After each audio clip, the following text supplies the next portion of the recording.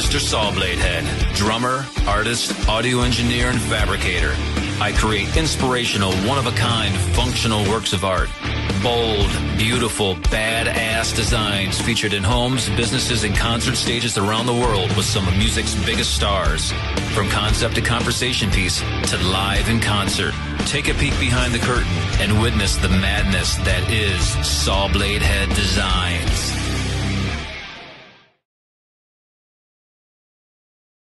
What's up, Mr. Sawblade Head? How you doing? Hey, what's up, Ketchup? Now, you are the drummer for Nova Rex. Mm-hmm. What a great band. I love that band. I've seen you play many times all over in Florida and Kentucky. I've seen you so many times. You guys put on a great show. You actually let me on stage in Daytona Beach go behind your drums, and I was amazed because that drum set is killer. Thank you. Now, you made that stuff yourself, right? Yeah, I actually made that in 2013. We had 5 shows back when another band that I was playing in, and 5 shows in Daytona, and I wanted to do a kind of like a Mad Max, gearhead, drum kit, especially for, Bike Week. And just went to the scrapyard, grabbed a bunch of parts that I thought were kind of cool, and literally just freeformed it. And it took me a month to build it, and that was back in May. I think it was May of 2013, or whenever like Bike Week is, May or March or something like that. Right. It was either way. It was whatever month it was. It was hot, and I built that in 2013, and it's been kicking ass ever since. It's quite the drum set, man. I gotta tell you. I mean, it just to see it in person. And you have all the saw blades on it. What gave you the idea to use saw blades and to call yourself Mr. Sawblade Head? Yeah, Mr. Sawblade Head, actually, I wish I had a shorter nickname because it's a pain in the ass to keep write your name out. And someone, he wants your autograph. And I'm just going to scribble. I'm going to write so people can actually read it. Mr. Sawblade Head. What happened is that you're probably familiar with Stomp. The musical group that yes. Right? Okay, well, I love that. And so obviously, that I'm a welder. I'm a second generation skilled trades. And my dad had a welding shop. And I'm a recording engineer by trade as well. So we were remodeling my recording studio. We had all the tools and stuff laid all around. So I decided to go to my dad's shop and take all his metal, machinery and everything. And then I recorded basically like a Stomp version, but all welding supplies, right. grind, hitting pipes and clanking on steel and everything, and brought it to my guys. And hey man, so check out this drum composition I made. So I let them listen to it, and over the weekend, like during that, in the build of the studio, all these tools and stuff laying around with my guitar players are very, very creative and a bunch of smart asses as well. And I come back after a day or so, and my one guitar player had a mannequin. Don't ask me why he had a mannequin, but he had a mannequin. And then my other guitar player, for the head, they had a saw blade and just did a little smiley face. And they thought, he goes, well, we're listening to this drum composition. And we had a basement in Ohio in our recording studio. And right. we just imagine you as this Dr. Jekyll, Mr. Hyde guy in the laboratory, and created this character of Mr. Sawblade Head banging on metal and everything. Right. And so I labeled the song, the composition, like music from Mr. Sawblade Head or music in the weld shop or something of that effect. Right. And I didn't even think about it. So years later, I moved to Florida, and as I was trying to meet with musicians and get my EPK out and stuff like that, I thought, right. well, I'm not going to give my name because no one's going to remember Sean. So I thought it's like, well, I'll just use Mr. Sawblade Head. I thought that was kind of was metal because I'm a hard rock drummer, metal drummer. Yep. I'll use that as the nickname. And then it was always kind of that thing. It's like, Mr. What? Sawblade Head. And then it got to be the thing where, hey, I met some Sawblade guy. Some Sawblade guy? And it just it just stemmed from there and rolled onto there. So whenever you start to Google, like Sawblade guy, I usually wind up popping on up. Right. And obviously you can't forget I'm the only Mr. Sawblade Head. It's not like it's Bob. I know. Exactly. Bob the drummer. So it's it worked out really well, and the persona that it gives off, especially with me, creating the stuff that I create, it definitely blends itself in with that character, and it worked really well, and it's it's been my it's been the nickname. It just kind of sucks when I'm writing signing autographs. Abbreviate. So, But you know yeah. what? I saw the video that you have out that you actually make stuff for other musicians, other bands that are out there. Oh yeah. So you know, what gives you the ideas to build what you do? It's always it's like everything I do is it's functional art. Now I wasn't a professional artist since I was like 6 years old. I was doing caricatures and watercolors and blah blah blah blah. Until I got into I didn't meet Kiss, but when I saw the Destroyer album, Right. instant Kiss fan, and I was like, oh, and I would do stage designs. You know, what would my character be if I was in Kiss and blah blah blah. So that this so you got decades of me designing stages and all sorts of stuff. Who would I would be? I would be a drummer and blah blah blah. So that's how I got into drums. Is I kind of thought, well, everybody's got cool costumes. Peter Criss is back behind the drum kit. You can't wear Yep. the cool costume just because of logistics and yada yada yada. Yep. So I kind of created all this stuff, and then it wasn't until I was actually 17 by the time I actually got into drumming. But the whole welding aspect was because when I got into to drumming, I would give these stage designs to my dad, and he Right. just it was like I working 10, 12 hours, and he's like, I'm gonna teach you how to weld. Wow. And so that's how I got into that, and it was all stemming from my personal stuff, the staging and everything, people asking about certain things, and I started to do a mic stand here and there, and this and that, and that's where that kind of blew up. Actually, I was starting a snowboard because I did all that stuff in Ohio, and then Right. so I moved to Florida, and actually it was funny. The really kind of the start of it is Adrian, a singer from Nova Rex. Sure. He's the one that called me because we've been friends for well over 10 years. He was like, "Hey, I need you to make me a mic stand." So I made him a mic stand, Okay. and that's Okay. what started it. And other people wanted mic stands and stuff like that. I was still I doing, want one. yeah. So people were still seeing my drum stuff, but the mic stand started to take off, and I started doing that. And then I got into the furniture aspect only because musicians are broke and they can't afford some of the stuff that I build. It's great for publicity, working with Korn and Alice Cooper and Queensrÿche. Wow. Some people pay and some people are they get the artist thing. Yeah. But I got into furniture because I like that aspect. It's another aspect of people's personality, and creating something that's all it's functional art, for them. It's very meaningful. Whether it's something that from a family member that had passed and doing a sculpture, Right. or even incorporated. Hey, my dad used to sit at this table, and I want to honor him. I want you to kind of create something and blend some of the pieces that he had, and blah blah blah. And fortunately, I think I'm fairly good at all the different styles. Typically, a lot of people just have like one kind of style. I mean, I love steampunk, modern contemporary, hand sculpting, industrial. So I get I don't get bored on the different styles because I mold from one thing to another because it's also depends on the artist. And I get inspired by a specific artist. I see that and I was like, oh wow, he needs this, or that band needs this type of stage thing, or hell, I'll even go into someone's home and realize, oh well, we're trying to organize it this way, Right. and I get it, I get an idea right there of how they should create something and still be a art piece. Right. And, well, actually, you go beyond that because I've seen that you did a railing. Right. Yeah, Around like that. That was so awesome yeah, to look at. Like the whole railing going down the stairs and around the whole top of the floor. yeah. That was such a pain in the ass. Yeah.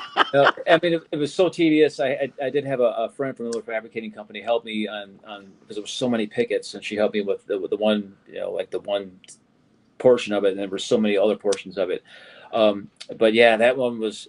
I did all the metalwork in this gentleman's estate, and that was like one of the last major things. And normally, when you do a stair railing, you usually have about 6 or 8 steps. Right. That have a post. Right.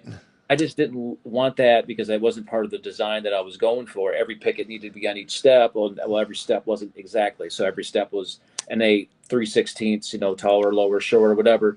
So every one of those steps was custom, and it was just like, it was so tedious. And I mean, it's so awesome looking. Looks like forks you got going up the stairs and around the whole top, and all that's really, really cool stuff. So let me ask you. So you started this first before you started playing the drums, right? well, I was an artist before I was a drummer. Yes. Okay, no, that's before. And it's funny because Kiss was the band that I started off with myself. Yeah. Peter Chris, and I wanted the drum set and the double bass and the fire, and you have the fire too, which is really cool. Yeah. And you have the stacks coming out from behind you. Yeah. Now they don't blow out fire, right? They just The smoke. they just have the smoke, Yeah. and you have the fire, and you got the drum set is so freaking awesome looking, and it was a privilege for me to be behind it. I gotta tell you, and you have no idea how hard it was for me not to hit them. All right. I'll let you play it. So. Do you remember that night Yeah. in Daytona? I was like, wow, I'm sitting behind this drum set, and this drum set is humongous. And I had all the saw blades, and I was like, wow, this is so cool. Oh, getting back to the sawblades, you asked about that. What a lot of people don't know, I mean, you may, but there's ice. They're called ice bells, and they're basically like they're metal discs, Right. and they're somewhat expensive, and they came off a really nice, cool bell type of chime, and certain saw blades actually have that. So those two blades above my hi hat, though I went through like 30 different saw blades Really? because those things sound really good. The other ones were dead, and they just kind of have that tink tink. They didn't have the sound that I wanted, but the two that are on above my hi hat actually are playable musical pieces. So that's, and like I said, they're ice bells, and rather than spending $60 on an ice bell, and plus it fits the theme. That's so original too. I mean, when I played in the band back, 1990. My father had a boat back then, like like a 30-foot boat, and he had this big like gold bell. It was big like this, and I remember I took it from him and I put it behind my drums. It was heavy, but I just hit it. Ding! It used to be awesome. Those old brass bells. It's funny. My wife got one from one of her previous employers that had a boat. Right. They have that in the garage. Yeah, it's a big old brass. Brass big brass bell. Love that stuff, man. Awesome stuff. So let me ask you now. So you got started playing the drums, and you started with all the welding and being creative and stuff, and then you got struck with cancer. Mm-hmm. And what happened? What happened there? What kind of cancer did you have? It was I was misdiagnosed. It was stage 4 thyroid cancer. Really? Yeah, and a couple years previous before that, had checked the throat and stuff out, and you'll just monitor it, and or you can just go have the surgery and get your thyroid taken out. And I'm like, I'm not going to have elective surgery for nothing there's nothing wrong. Right. My body's going to react to me get my thyroid out and blah blah blah. So it's like no. So we just monitor it, and then diagnosis was he was misdiagnosed, but regardless, and then it just kind of flared up, and it happened to turn, and it was a big old lump on there, and I didn't even feel it. And it's one thing that's really strange is that it's supposed to be painful. Right. Obviously got metastasized that big, and I didn't feel anything. And I didn't even notice it. It just happened to turn. My wife noticed it, and we went there, and obviously got another biopsy, and biopsy came conclusive. They took the big old mass out the side of the cookie, and then that's where from there we started going to Moffitt, do all the procedures and stuff like that.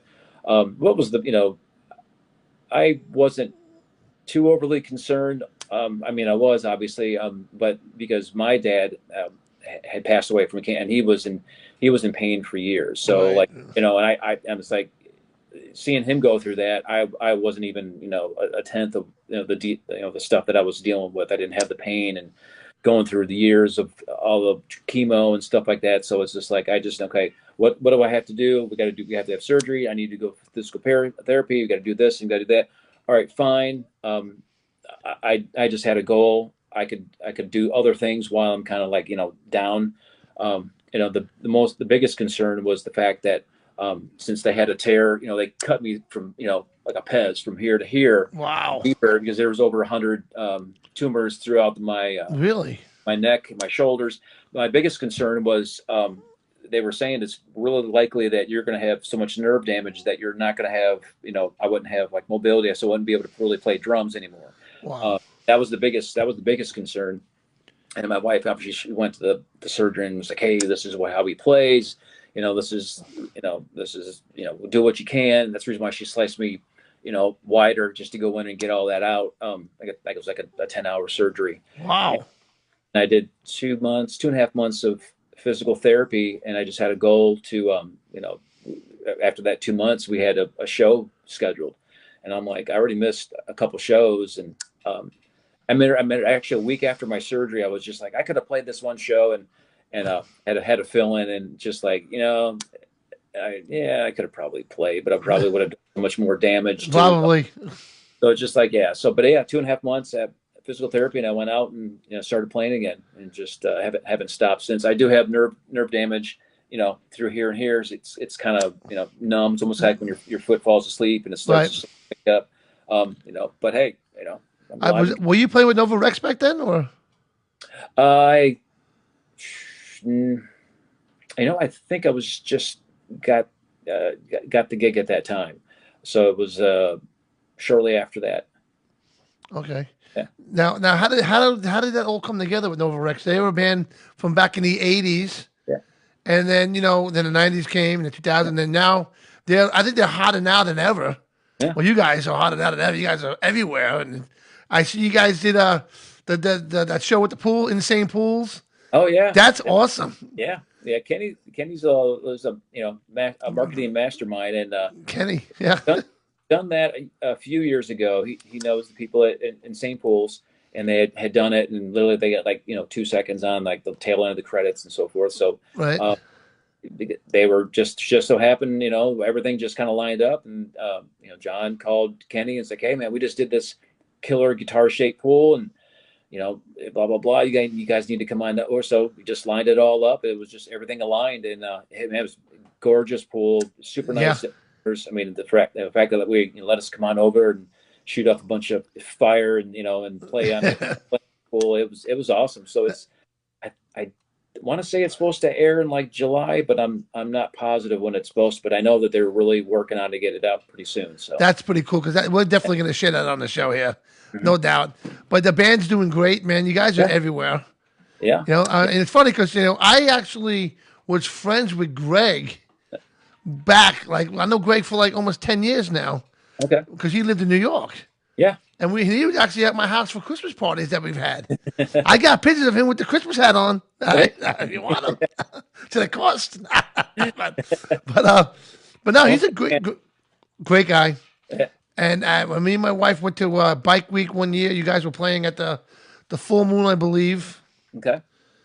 And I was like, holy shit, there's Greg. And then Nova Rex. And I remember now, he was talking about Nova Rex. He's a guitar player. I got to see you guys for the first time then. I'm like, these guys rock. Mm-hmm. And now we see it everywhere. And, I know we're all friends with Johnny Lang from Strip Club Choppers. Yeah. So Nova Rex does a lot of work with Johnny and a lot of good stuff. And I'm looking forward to doing more stuff with you guys too, because we'll be out and about. Yeah. Well, we're obviously COVID it killed a lot of, a lot of ends and a lot of things. And, Kenny is he's on it day and night. And, not only that, but, we got, our good friends, Val over at Rider Now magazine, Fran Hodge. I mean, between those two people, and then with Kenny, we're getting booked all around the U.S. We're going up to Maine for a pair of shows up there. Sponsored by Fran Hodge as well. And we got other shows with Rider Now magazine. We was it June 27th with over at Scooter Haven with 50 Legs. Where we have that benefit show. Well, July 10th is the really big one. We're playing over at the Amway Arena in Orlando. Right, I just saw that. That's going to be huge. Yep. And then I got the Insane Pool thing. Kenny's wrapping up on the documentary part 2. That should be wrapped up end of summer, I believe. So that's probably going to be a release for fall. We're writing new music. Going to be shooting a new video probably next month. It might even be at the end of this one, but I think it's probably going to be next month. We're going to be shooting another video. Excellent. We have plans for, we got shows lined up, new music, new videos, obviously I'm building more stuff. Eventually I'm going to be, working on the stage show for Nova Rex. Right. And then, got some cool stuff for Christmas coming on out. So I'll wait and announce that later on as it gets the closer. Nova Rex Christmas album. Yep. That'd be awesome, though. It really would be. Yeah. But I gotta tell you, man, it's an amazing story. How how a lot of people might have just given up back then, but not you. You kicked ass, and you were a great band. Yeah. And the stuff that you do is awesome. If somebody wants to buy something from you or have you make something, how do they get in touch with you? You can get in touch with me at Sawblade Head Designs or Mr. Sawblade Head, even through Facebook or on Mr. Sawblade Head or sawbladeheaddesigns.com. Okay. Also, Yahoo, Gmail, all that stuff is access to it. But yeah, anything you might be able to think about, whether it's functional art, sculpture work, stuff for your tour, whatever. I have my show Blood, Sweat, and Steel. I've been filming for the past 3 years. Mm-hmm. I put that kind of on hold. I'm film. I've pretty much been filming, weekly on all the builds that I have. I just haven't announced anything yet, or have released anything yet, because I became a co-host over at Weld.com. Oh, wow. So I think I have another episode coming out I think it's this Friday. Oh, And awesome. it's one of the largest welding technical video online on YouTube, and I'm kind of like the arts and entertainment type of guy. Just kind of a change of pace there. They're showcasing all sorts of the different aspects of the industry of welding, and me being the artsy entertainment side. That's a side a lot of people don't realize. Excellent. So they got new stuff coming out there, as well as some of the builds from some previously. So whether it be musicians or clientele's home furnishing. So lots Awesome of cool stuff. Well, you see this mic stand here? I want something from Mr. Sawblade Head, right? And let me know how we can work that out. Yeah.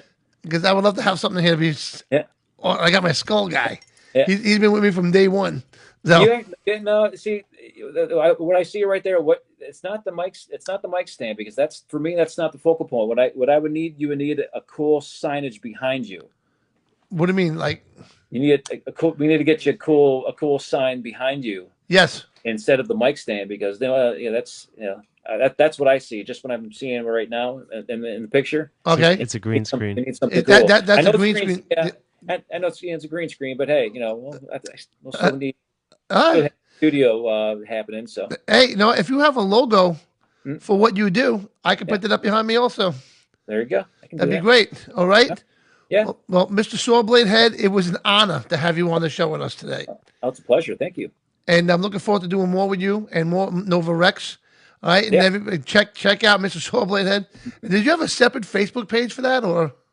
I do. Oh, there are the artist pages. There's a Mr. Sawblade Head, which is more of the the music side, and then there's the Sawblade Head Designs, which is always updated, much more than the .com, because between audio engineer, fabricator, and stuff with Nova Rex, I hate going online and try to update the website and stuff like that. So the .com, is up and running. But if anything updated with new pictures and stuff like that, go to my Instagram page or the Facebook page, because there's a lot more video and pictures of all the designs and stuff that I've created, and all the new stuff is out there. It's your access. That's awesome, man. I'm definitely going to follow you tonight right after we're done with this. And I want to thank you for coming on with us. All right. And we're looking forward to seeing you next time. Yeah. All right. And I hope that you're feeling good and you're out there kicking ass, brother. Absolutely, man. All right. So we'll see you next time.